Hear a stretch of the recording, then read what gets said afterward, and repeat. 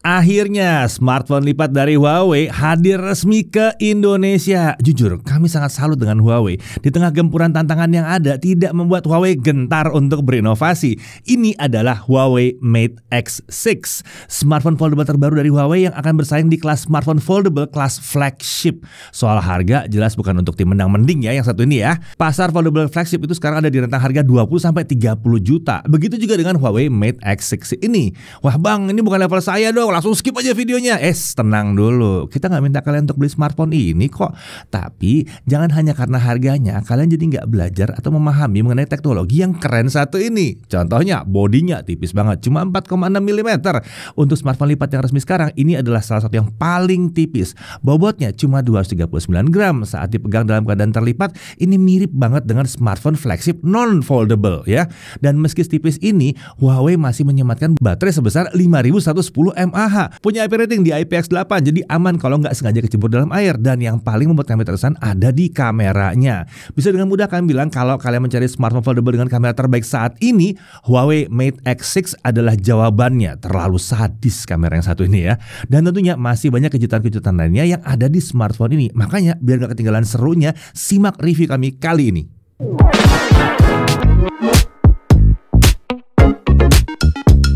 Oke, ini adalah pertama kalinya Huawei menghadirkan smartphone foldable-nya secara resmi ke Indonesia. Sebelumnya Huawei udah comeback juga dengan menghadirkan Huawei Pura 70 Ultra.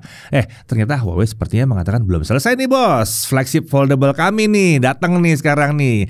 Kalian udah nonton kan video Huawei kami sebelumnya ya? Kalau belum berarti tahu dong harus ngapain. Oke, kita lanjut lagi ya. Nah, pastinya banyak dari kalian yang penasaran HP lipat Huawei yang lipat 3 itu masuk nggak sih? Kemarin kan udah rilis global tuh di Malaysia. Desas-desusnya sih bakal launching ke Indonesia dan semoga rilis ya. Bakal seru sih kalau sampai rilis di sini ya. Tapi kita tunggu aja kabar resminya dari Huawei Indonesia. Kalau yang Mate X6 ini foldable lipat 2 yang lebih mainstream. Walaupun demikian, tahu nggak kalian kalau spesifikasi kamera yang satu ini lebih tinggi sebetulnya. Nah, Huawei sepertinya ingin membuktikan kalau smartphone foldable bisa juga kok punya kamera yang luar biasa. Bukan sekedar hebat, tapi luar biasa. Penasaran kan? Nanti kita lihat di pengujian ya. Tapi kita mulai dari pembahasan isi paket penjualannya dulu. Di sini tentunya ada unit smartphone plus screen protector yang sudah terpasang, termasuk untuk layar covernya juga. Lalu ada charger 60 watt. Jadi masih ada chargernya, masih ada chargernya di sini ya. Lalu kabel USB-C ada di sini, ada SIM tray ejector dan case untuk back cover yang dilengkapi dengan kickstand supaya bisa diposisikan menengadah seperti ini. Nah, sementara untuk layar covernya memang nggak ada case-nya. Ini hal yang wajar untuk case smartphone foldable. Jadi untuk kelas harganya ini memang terbilang lengkap yang satu ini ya. Nah, dari segi desain, dari genggaman pertama udah langsung terasa ini smartphone yang mewah. Back cover yang warna merah ini menggunakan material vegan leather. Frame-nya dari metal dan finishingnya glossy membuat penampilannya jadi kelihatan mewah banget. Huawei menggunakan konsep desain layar cover yang lebar, menyerupai smartphone non-foldable. Jadi memang bukan difokuskan untuk penggunaan satu tangan, tapi lebih ke arah dalam keadaan tertutup seperti ini, kita bisa menggunakannya seperti smartphone biasa. Pengalaman mengetiknya juga terasa normal, meskipun pakai dua tangan sekaligus seperti ini. Untuk opsi warna ada Nebula Red seperti yang kami pegang dan ada juga yang Black. Keduanya itu pakai material vegan leather untuk punggungnya. Dan ada satu lagi yang warnanya adalah Nebula Grey yang menggunakan back cover vegan fiber. Tapi sayangnya yang ini nggak masuk ke Indonesia ya. Jadi untuk yang resmi ke Indonesia cuma yang merah dan hitam tadi aja. Untuk dimensi kalau terbuka dia ada di 156,6 x 144,1 x 4,6 mm. Kalau terlipat dia ada di 156,6 x 73,8 x 9,9 mm. Bobotnya di 239 gram. Untuk foldable terbaru saat ini bobotnya tergolong normal. Bukan yang paling ringan tapi bukan yang paling berat juga. Dan ini sudah mendekati smartphone flagship yang non-foldable. Nah, bodinya ini udah disertifikasi IP rating di IPX8. Angka 8 di belakang artinya smartphone ini lolos uji tenggelam dalam air bersih dalam 1 meter selama 30 menit. Jadi kalau misalnya nggak sengaja kecebur atau kerendam air, masih bisa aman lah yang satu ini. Kena hujan-hujan, nggak terlalu masalah lah ya. Tapi kami tidak menyarankan untuk sengaja dibawa berenang, apalagi di air laut. Jangan ya. Ini lebih untuk proteksi kalau nggak sengaja kena air. Menariknya dalam kondisi basah, layarnya masih responsif ya, masih enak dipakai. Nah, untuk X yang di depan itu artinya belum ada sertifikasi uji ketahanan terhadap material yang padat atau debu. Tapi yang jelas bukan berarti kalau smartphone-nya kemasukan debu langsung rusak. Bukan gitu konsepnya. Ini artinya belum ada sertifikasi uji ketahanannya aja. Nah, untuk sisi-sisinya mari kita lihat langsung dalam kondisi terbuka. Di kanan ada tombol power yang sekaligus jadi fingerprint scanner. Lalu ada tombol volume up and down. Di atas ada mikrofon, infrared blaster, grill speaker stereo bagian atas. Lalu di kiri ini kosong. Kalau kalian lihat garis-garis putih di sekeliling frame itu adalah antena. Ini udah jadi ciri khas smartphone yang pakai frame metal. Beralih ke bawah, ini adalah SIM tray dual SIM dan tidak ada slot micro SD di sini ya. Di sebelah slot SIM ada mikrofon, ada USB-C, grill speaker stereo bagian bawah. Nah, jadi speakernya memang stereo ya. Nah, berdasarkan penilaian subjektif kami, speakernya udah cukup lantang, detailnya udah oke, udah asik banget untuk keperluan entertainment. Beralih ke sisi depan, layarnya. Huawei menyebut layar ini sebagai Huawei X True Display. Untuk layar covernya seperti ini ya, ukurannya di 6,45 inci, resolusinya 2440 x 1080 pixel. Kaca yang digunakan adalah second gen Kunlun Glass yang diklaim 25 kali lebih kuat terhadap benturan dibandingkan dengan kaca biasa.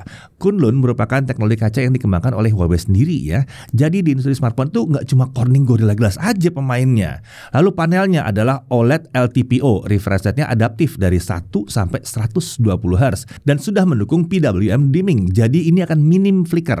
Brightness-nya diklaim sampai 2500 nits untuk peak brightness-nya. Saat kami uji, maksimum brightness-nya tuh hampir 600 nits untuk indoor dalam ruangan. Untuk simulasi outdoor, brightness-nya bisa mencapai 1600-an nits, yang artinya udah sangat terang. Dipakai siang hari di luar ruangan masih kelihatan nih isinya nih ya. Nah, sekarang kita beralih ke layar utama atau layar dalamnya. Ukurannya 7,93 inci, resolusi 2440 x 2240 pixel. Ini adalah panel OLED LTPO lagi. Refresh rate sama, adaptif 1 sampai 120 Hz dan sudah mendukung PWM dimming juga. Jadi minim flicker juga di sini. Brightness-nya diklaim 1800 nits untuk peak brightness. Saat kami coba, maksimum brightness-nya itu 640 nits untuk indoor. Ini udah terang banget. Dan untuk simulasi outdoor, itu bisa mencapai 1200 nits. Memang belum seterang cover screen-nya, tapi udah di atas 1000 nits. Ini udah sangat-sangat cukup untuk penggunaan outdoor. Nah, untuk mode warnanya, di sini ada 2 mode warna ya. Ada mode vivid dan ada normal. Ini sederhana ya. Intinya vivid itu color gamut coverage-nya dan volumenya diarahkan ke 100% DCI-P3. Jadi intinya vivid itu menghasilkan warna yang super gonjreng. Asik untuk nonton film dan main game. Kalau untuk editing konten, saran kami sih pakai mode normal aja. Dan untuk mode normal ini diarahkan ke 100% sRGB. Ini berlaku baik untuk layar cover maupun layar utamanya. Hasil tesnya juga cenderung mirip-mirip aja. Layar utamanya diklaim Huawei punya durabilitas yang luar biasa. Materialnya pakai carbon fiber. Saking kuatnya, Huawei menguji dengan digantung pakai sepeda motor seberat 150 kg. Ini ada-ada aja sih idenya Huawei ini satu ya. Layar dalamnya ini bisa melengkung berkat engsel atau hinge yang ada di tengah bodinya ini. Saat dibuka tutup juga terasa kokoh dan solid, tidak terasa kendor sama sekali. Menariknya, layar lipat ini bisa dibuka dengan berbagai kemiringan. Jadi kalau misalnya ingin nonton pakai layar cover seperti gini nih, bisa ya. Mau pakai kamera dengan ditaruh di meja seperti ini, bisa juga. Untuk yang penasaran apakah lipatan layarnya kelihatan tidak? Menurut kami sih masih seperti layar lipat pada umumnya. Pada saat baru pertama kali pakai, kris atau lipatan layarnya seperti nyaris nggak kelihatan.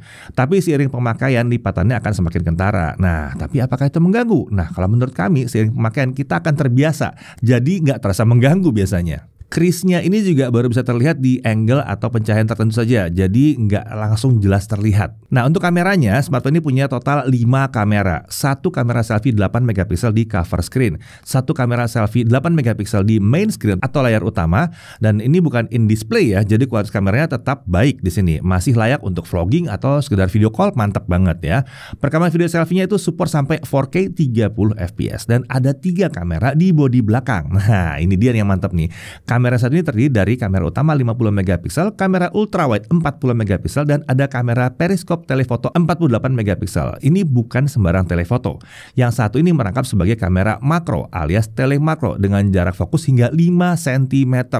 Dan hasilnya benar-benar bikin kami geleng-geleng kepala yang satu ini. Kalau untuk perekaman video, ketiga kamera ini support sampai 4K 60 fps. Nah, menariknya ada satu kamera lagi sebetulnya di sini yang Huawei sebut sebagai ultra chroma kamera yang berfungsi untuk meningkatkan meningkatkan akurasi warna. Seperti apa hasilnya kita lihat di pengujian kamera. Sekarang kita masuk ke spesifikasi internalnya. Untuk SoC dia pakai Kirin 9020, RAM-nya 12GB, storage-nya 512GB, dan tidak ada opsi RAM atau storage yang lain, cuma ada satu tipe ini aja ya.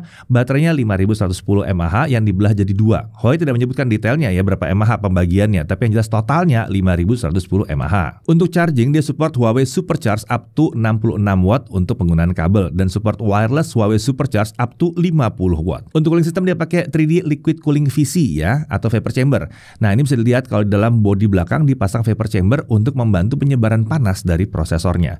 Untuk sensor ini lengkap, semuanya ada di sini ya.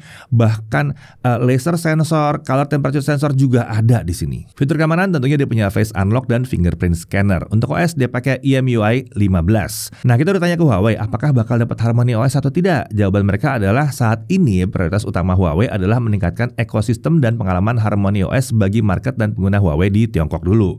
Nah, kalau yang penasaran update-nya bagaimana untuk yang versi Indo? Nah, mengenai kepastian lama dukungan EMUI yang satu ini, kami belum memperoleh info yang lebih lanjut dari Huawei. Semoga segera ada kejelasan ya. Yang jelas OS-nya tetap dijagain kok sama Huawei. Nah, bicara soal EMUI tentunya di sini sudah dioptimalkan untuk multitasking supaya penggunaan layar utamanya ini maksimal. Misalnya kita bisa buka multi window seperti ini, bahkan kita bisa buka sampai 3 window sekaligus. Atau mau dibuat floating window seperti ini, bisa juga. Lalu karena basisnya masih Android ya, tentunya aplikasi Android apapun bisa kita install di sini. Bisa kita lihat semua app yang ada di sini tuh bisa jalan ya. Banking bisa, sosial media bisa, WhatsApp bisa dong di sini. Nah, kalau untuk solusi Google baru bisa lewat app market third party. Sebagian bisa diinstal dan jalan juga. Tapi memang bukan solusi yang sempurna amat. Tentunya masih ada beberapa app yang belum bisa jalan secara native. Kalau menurut kami sebaiknya cari alternatif aja ya di sini. Oke, untuk konektivitas ya, dia 2G, 3G dan 4G. Ya sayangnya kata Huawei Indonesia, unit yang ini belum bisa 5G, baru mentok di 4G aja. Untuk Wi-Fi-nya Wi-Fi 6 dan Wi-Fi sharing tersedia. Bluetooth-nya versi 5.2. Kalau USB jelas, OTG bisa, NFC juga ada di sini. Untuk display out tentunya bisa. Jadi kita bisa hubungkan ke proyektor atau monitor eksternal dengan kabel. Bisa, wireless ya juga pasti bisa. Sekarang kita masuk ke pengujian performanya. Kita mulai dari benchmark dulu ya. Untuk performa yang maksimal, kita perlu mengaktifkan fitur performance mode di setting baterai dulu. Oke, kita langsung mulai. Untuk Antutu 10 kita dapat 1,1 jutaan di mode default dan 1,3 jutaan di mode performance mode. Jadi kelihatan ya kalau performance mode ini memang lebih kencang. Untuk Geekbench 6, single core di 1615 dan multicore di 5270. Untuk GFX Bench Car Chase Offscreen 1080p dia dapat 69 fps. 3D Mark Slingshot Extreme Unlimited graphics score-nya di 14018. Sekarang kita stress test ya dengan 3D Mark Wildlife Stress Test. Mari kita lihat. Base score-nya terhitung sangat tinggi di 7000-an dengan lowest score di 4000-an. Jadi stability-nya ada di 56,9%. Ini udah cukup baik ya untuk sebuah foldable. Tapi kalau mau maksimal memang butuh dikipasin. Saat dikipasin, stability-nya bisa membaik jadi 98%. Mantep bener. Ya overall dari benchmark ini menandakan bahwa performanya cukup kencang walaupun memang belum bersaing dengan SoC terbaru saat ini ya. Tapi untuk mayoritas penggunaan ini sudah kencang sih sebetulnya. Nah, untuk pengalaman gaming ya kita langsung aja pakai layar utamanya karena layar ini lebih besar, lebih asik lah buat gaming. Kita mulai dari Mobile Legends. Grafiknya ultra plus frame rate-nya super. Ini lancar banget ya. Dan untuk download gamenya bisa lewat app gallery secara langsung. Sedikit catatan aja, by default setting aspek ratio game ini ada di 16:9. Kalau untuk pengalaman full screen kita perlu atur dulu lewat setting layar. Nggak perlu bingung ya, di menu depan terlihat masih 16:9 karena nanti saat udah masuk arena, visual gamenya akan jadi full screen. Lanjut ke Genshin Impact. Nah, untuk Genshin Impact ini kita masih butuh download lewat app market yang lain, belum ada langsung di app gallery. Kita mainkan dengan setting highest 60, overall masih lancar. Masih jalan lah di kisaran 50-an fps. Suhu juga aman, nggak terlalu panas, penyebaran suhunya juga baik walaupun back covernya pakai vegan leather. Penyebaran panasnya dominan di sisi bodi belakang karena di sana letak prosesornya. Wajar kalau area bagian layar cover nggak sepanas itu. Jadi terlihat ya, untuk kebutuhan gaming pun dia masih mencukupi lah yang satu ini. Oke, sekarang kita beralih ke pengujian kamera, tapi seperti biasa bareng sama Chris ya. Oke, di tangan saya kali ini sudah ada Huawei Mate X6. Nah, kita mau lihat kameranya seperti apa. Untuk pengujian kamera kali ini saya dibantu sama Isan. Jadi mari kita lihat aja kemampuan kameranya seperti apa. Let's go. Nah, suara yang kalian dengar sekarang ini juga suara langsung dari mikrofon smartphone-nya. Kebetulan di sini lagi cuacanya kurang baik ya, dari kemarin hujan mulu ya. Mungkin sekalian ngetes aja kali kemampuan mikrofonnya gimana di kondisi yang sulit seperti ini. Untuk kamera selfie sederhana aja ya, videonya bisa sampai 4K 30 fps dengan kestabilan yang cukup baik. Sayangnya belum ada opsi 60 fps di sini, mentok di 30 fps aja.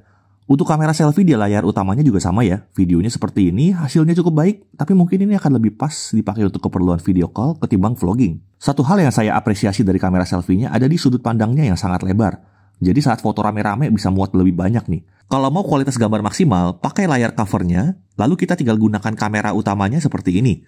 Kita bisa pakai kamera ultrawide-nya untuk selfie rame-rame atau wifi, atau simply pakai kamera utamanya aja untuk hasil video yang terbaik. Yang perlu diperhatikan adalah saat lagi pakai mode seperti ini, jangan lihat ke layar. Kita mesti lihat ke kamera supaya lebih terasa seperti mengobrol dengan penonton. Kalau untuk kestabilan dari kamera utamanya, kamera ultrawide-nya, kamera telenya, ini udah lumayan oke lah. Meski bukan yang paling stabil-stabil amat, cuman EIS atau Electronic Image Stabilization-nya udah bekerja di 4K 60 fps di semua kameranya. Ini udah fleksibel banget lah. Oke, setelah nyobain kameranya, bisa saya bilang ada 6 hal yang bikin saya takjub. Tapi ada 2 hal juga sih yang saya harap bisa dikembangkan lagi oleh Huawei. Kita mulai dari apa yang bikin saya terkesan dulu deh. Yang pertama itu kamera telefotonya. Bro, ini kamera telefotonya sadis banget. Detailnya tinggi dan ini adalah kamera telefoto dengan jarak fokus paling dekat saat ini. Belum ada lawannya. Lalu kamera utamanya juga sadis. Fitur variabel aperture-nya bener-bener kepake banget, terutama untuk kita yang tahu kapan pakai aperture kecil atau besar. Ini bisa jadi solusi yang tepat untuk sensor kamera yang ukurannya besar nih. Nggak mau terlalu bokeh, tinggal setel ke f4.0. Kalau lagi low light, pasang di f1.4 supaya bisa menangkap cahaya lebih banyak. Atau kalau niat, kita bisa atur sendiri juga aperture-nya mau semana. Bukan cuma 2 stop doang. Belum lagi kalau ngomongin pengalaman fotonya secara mendasar, gokil sih kameranya ini. Mau jepret-jepret objek bergerak, itu juga aman. Jarang sekali saya mengalami fotonya tuh blur. Untuk yang suka foto peliharaan, foto anak yang lagi aktif-aktifnya, ini bakal asik banget nih. Tapi jika objek yang mau difoto bergerak lebih cepat, kita butuh pindah ke mode snapshot. Karena kamera ini disiapkan untuk objek bergerak dengan kecepatan hingga 120 km per jam. Nah, berikutnya bikin saya terkesan itu kamera ultrawide-nya. Itu juga nggak kaleng-kaleng. Mau foto atau video super lebar, hasilnya juga oke banget. Kualitasnya tidak terlalu jomplang jika kita pindah dari kamera utamanya. Intinya untuk kebutuhan dasar, kameranya sudah luar biasa. Bahkan low light juga keren. Nih beberapa foto yang saya ambil pakai smartphone ini. Oh iya, karena ini smartphone foldable, tentunya kita bisa menggunakan hinge-nya untuk keperluan bikin konten seperti ini nih. Ini adalah salah satu keuntungan hinge yang bisa diatur di derajat tertentu. Kita jadi nggak terlalu wajib bawa tripod lah kalau bisa pakai mode seperti ini. Misalnya mau foto jarak deket tapi tangan berasa kurang stabil, ya tinggal taruh meja aja, deketin ke objeknya, beres. Oh iya, kali ini Huawei juga cukup serius ya soal konsistensi warna. Dulu masalah di kamera HP Huawei tuh ya, kamera utamanya gimana warnanya, kamera telenya gimana warnanya, itu bisa beda semua.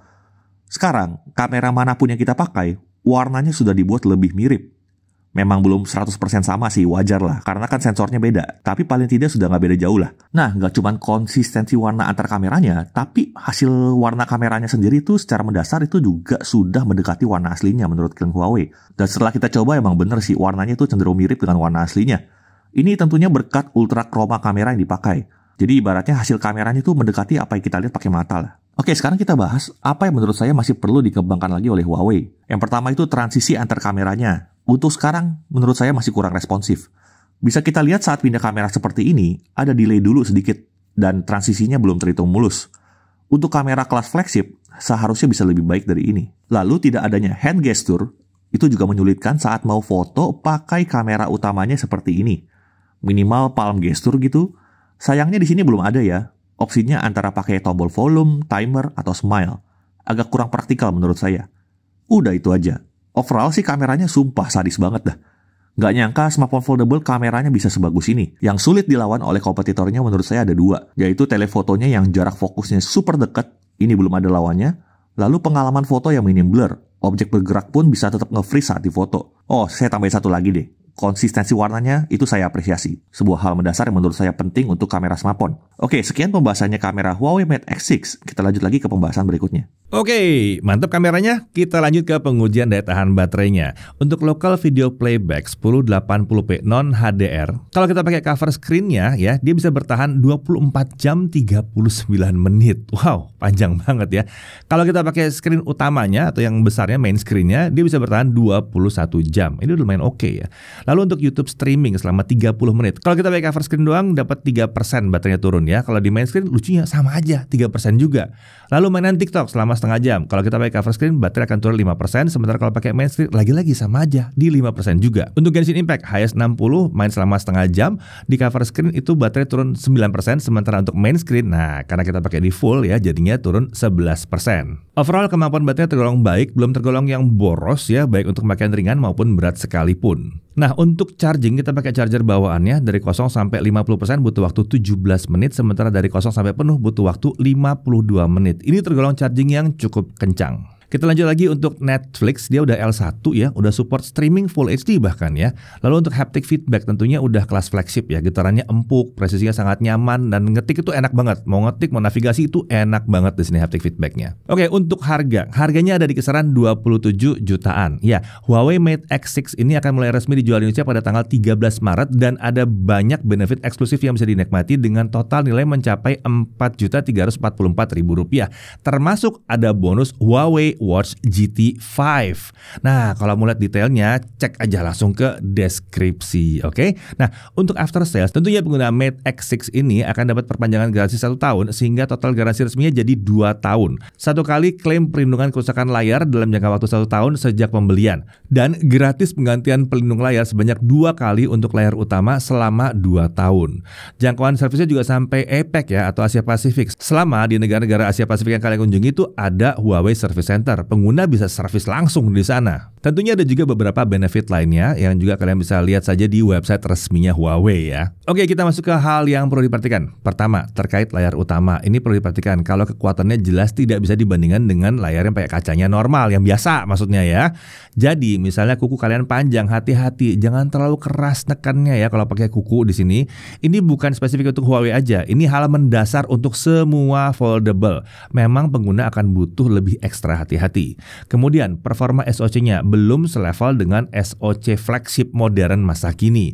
Tapi kita udah bilang bahwa ini tergolong kencang untuk mayoritas pengguna. Kemudian dia belum punya 5G dan belum ada janji terkait OS update. Lalu belum ada fitur AI untuk produktivitas dan software kameranya masih butuh peningkatan di beberapa bagian. Nah, untuk aplikasi Google pun belum berjalan secara native ya. Memang ada solusi sementara, tapi kami akan lebih menyarankan cari alternatifnya aja. Kalau misalnya kalian tidak ketergantungan Google, harusnya sih ini bukan masalah. Dari sisi kelebihannya jelas, kamera smartphone foldable ini terbaik dan sulit untuk dilawan. Bahkan mau dilawan sama smartphone non-foldable pun susah nih sebetulnya ya. Lalu bentuknya saat terlipat ini terasa seperti smartphone yang normal. Layarnya juga keren baik cover screen maupun main screen-nya. Desainnya super mewah dan elegan. Bodinya juga tipis banget. Nggak terlalu berat juga. Baterai juga besar dan cukup awet. Chargingnya juga kencang. Pakai kabel maupun wireless juga kencang ya. Isi paket penjualan juga lengkap di sini. Speakernya keren walaupun bodinya tipis. After sales-nya premium dari Huawei. Dan dia sudah punya IPX8. Jadi lumayan tahan air ya. Nah, pada akhirnya untuk siapa sih Huawei Mate X6 ini? Pertama ya jelas untuk para sultan nih. Harga di 27 jutaan. Kalau sultan mau beli untuk pengalaman foldable yang anti mainstream ini akan cocok banget ya, cocok banget. Kemudian untuk Huawei fans, ini kan banyak ya di Indonesia ya. Nah, kalau memang fans harusnya jangan sampai melewatkan smartphone Huawei sekeren ini, apalagi kameranya semantap ini. Kemudian kalau kalian mencari smartphone terbaik Huawei saat ini, opsinya cuma ada 2. Pura 70 Ultra atau Mate X6 ini. Tinggal pilih aja mau non-foldable atau yang foldable ya.